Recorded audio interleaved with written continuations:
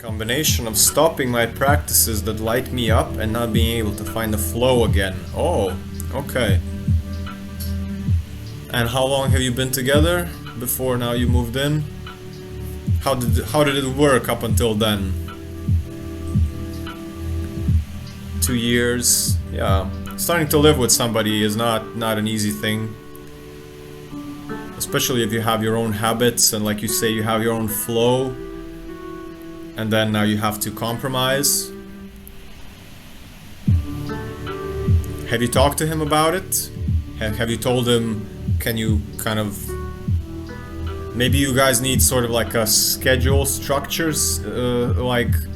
Okay, for the first half of the day you just don't you ignore me so I'm in my flow and then we spend time together, or something like that, or... How does he stop the practice?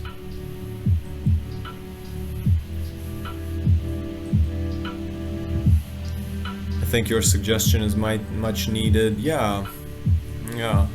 If you've been together but each of you had your own space for 2 years and now you're suddenly moving in together, it could get a lot, there could be a lot of friction just because we can distract each other. So maybe it's not even his fault. Maybe he's just distracting you. You are used to having your own space and now you have to share it with somebody. And maybe, I'm just saying, maybe he is stopping your practices, but maybe he's just distracting you and you're not used to having somebody around all the time. Maybe it could be a case of you having sort of like a block in your perception that if somebody is looking at you, you can do things. Maybe for the 2 years that you've been together, maybe he still hasn't seen parts of you that now that you live together, you feel like it's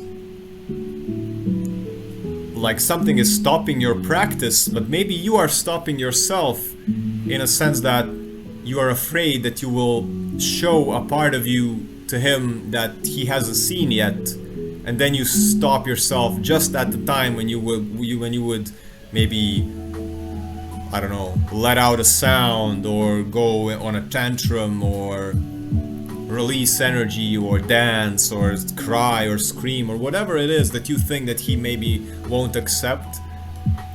It's not easy. Like, if you have been together for 2 years and now you've moved in together, this is where your relationship is actually going to start.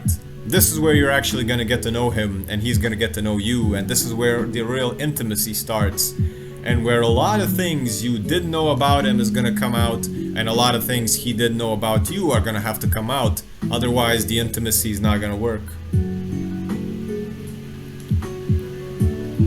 Many relationships get made or broken when you move in with your partner, just like friendships. Like, some friends, when I moved in with them, it went to shit, and then we had to fix it, and then it went to shit and we had to fix it, because you're used to that person. I don't know, I had a friend that we were amazing 2 days every week. We would talk and talk together and share theories and laugh and play card games and smoke weed and go out and dance and whatever, you know, play sports. But it was for 2 days every single week. And then we moved in together. And it was so difficult for me to explain to him that I don't have the capacity to be the same thing that we were for 1 or 2 times every single day, every single week. Now we're living together and he was just like expecting that sort of interaction all the time. He was like, I can't wait until you come and live with me, we're gonna spend so much time together. And I was like, no, we're just gonna live together, it's gonna be amazing, but it's not gonna be full time what we did for 1 day, maybe for a week. So it's weird, yeah, it's weird.